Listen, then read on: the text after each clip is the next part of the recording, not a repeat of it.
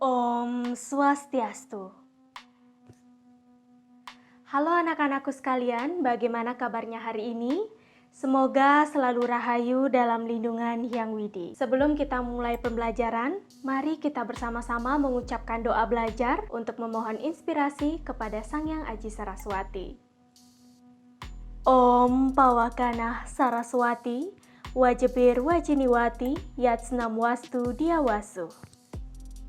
Baik, hari ini kita akan memulai pada bab pertama pembelajaran agama Hindu semester 1 di kelas 10, yaitu nilai-nilai yatnya dalam Ramayana. Sebelumnya anak-anakku sekalian pasti pernah mendengar cerita Ramayana, bukan? Baik itu di TV, membaca, dan pernah mendengar audionya. Cerita Ramayana berasal dari kata Rama dan Ayana. Rama itu adalah sang Rama sendiri yang merupakan awatara dari Wisnu. Selanjutnya Ayana itu artinya adalah perjalanan. Jadi Ramayana artinya perjalanan sang Rama. Siapa saja tokoh-tokohnya di sana? Ada Rama, ada Sita, Hanuman, Sugriwa, Subali, selanjutnya ada Rahwana, dan masih banyak tokoh-tokoh lainnya. Dan kita akan bahas satu persatu nanti pada setiap babnya yang terdiri daripada 7 bab atau yang disebut dengan 7 kanda. Yang pertama Balakanda, Ayodhya Kanda, Aranya Kanda, Kiskindha Kanda, Sundara Kanda, Yuddha Kanda, dan terakhir adalah Uttara Kanda. Sebelum kita lanjut ke Ramayana, kita bahas terlebih dahulu. Apa itu yang dimaksud dengan yatnya? Berasal dari kata yats yang artinya korban suci, persembahan atau pemujaan. Sebelumnya pasti anak-anakku sekalian pernah mendengar kata yatnya ini pada pembelajaran agama-agama di SMP ataupun di SD. Guru-gurunya pasti pernah menjelaskan tentang hal tersebut ya. Jadi yatnya dapat disimpulkan sebagai persembahan, pemujaan, dan korban suci yang berdasar pada ketulus ikhlasan. Mengapa berdasar pada ketulus ikhlasan? Nah, ini termuat di dalam Rigveda. Rigveda itu adalah salah satu kitab suci kita yang termuat di dalam Catur Weda, yang merupakan bagian dari Weda Sruti. Di dalam Rigveda ini dijelaskan bahwasanya ada pun unsur-unsur yatnya. Yang pertama ada karma, yaitu perbuatan. Selanjutnya sreyan, itu adalah ketulus ikhlasan. Kemudian ada bakti, itu persembahan, dan budi, kesadaran. Jadi ada 4 unsur di dalam pelaksanaan yatnya itu sendiri.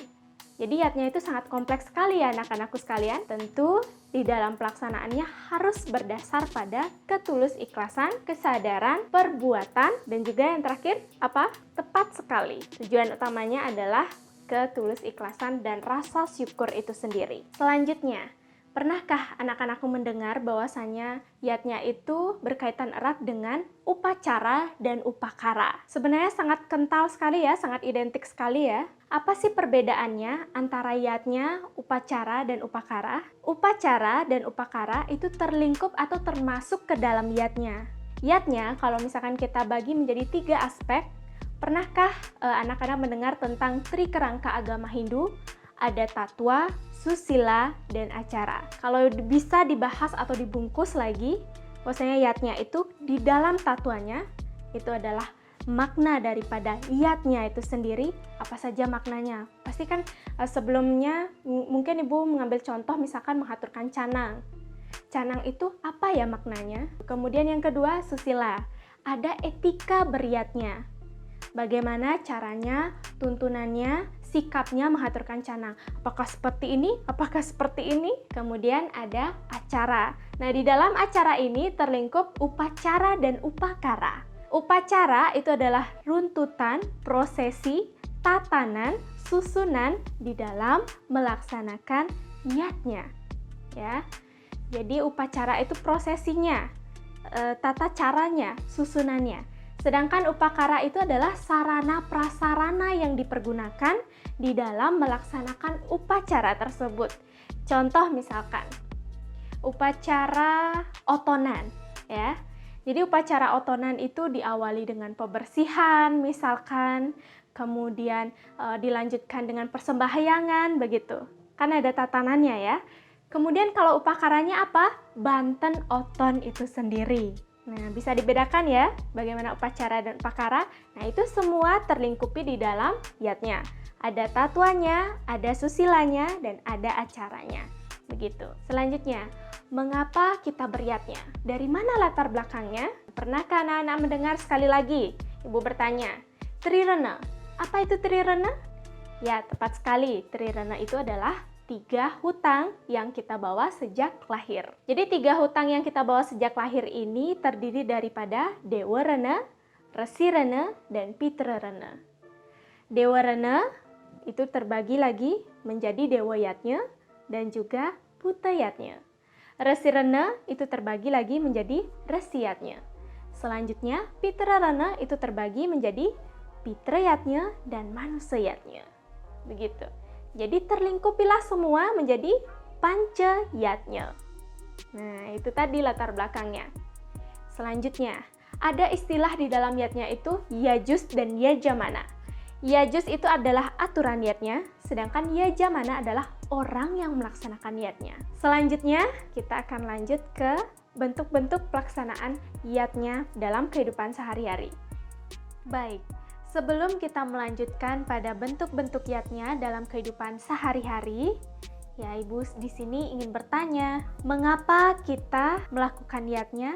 Dan mengapa itu penting? Karena yatnya itu bisa dibilang sangat sering ya kita lakukan sehari-hari. Salah satu contohnya paling sederhana saja Trisandya, kemudian membanten saiban. Nah, mengapa itu sangat penting?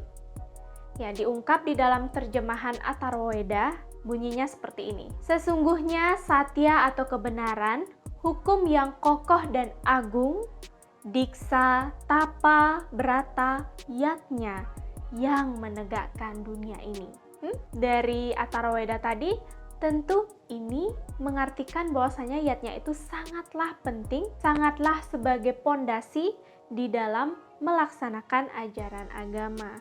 Ini juga dibuktikan di dalam Bhagavad Gita, bahwasanya yatnya merupakan bagian daripada roda kehidupan. Persembahan yang suci dan tulus ikhlas yang dipersembahkan oleh manusia kepada Yang Widi, manusia kepada para dewa, manusia kepada manusia, dan manusia kepada alam. Inilah yang menjadi roda kehidupan yang disebut dengan cakra yatnya. Selanjutnya, mengapa yatnya itu penting? Karena yatnya merupakan pengejawantahan dari Weda, dari ajaran Weda, yang disimbolkan melalui simbol-simbol pemujaan yang disebut dengan nyasa. Mengapa simbol? Ya salah satu contohnya paling sederhana, Banten. Mengapa kita mengaturkan canang? Nah, itu kan merupakan simbol juga. Jadi simbol-simbol itulah yang membuat kita lebih mudah memahami dan mengerti akan pelajaran ataupun akan ajaran agama Hindu tersebut. Tentunya itu alasannya. Dan selanjutnya, kita membahas lagi daripada bentuk-bentuk yatnya. Pernahkah anak-anak sekalian mendengar dari pancayatnya? Nah, sudah Ibu jelaskan tadi ya, ada dewa yatnya, kemudian ada manusa yatnya, ada resi yatnya, ada pitra yatnya, dan ada buta yatnya. Dewa yatnya adalah persembahan atau korban suci tulus ikhlas yang dipersembahkan kepada dewa atau ida Sang Yang Widiwasa. Salah satunya apa?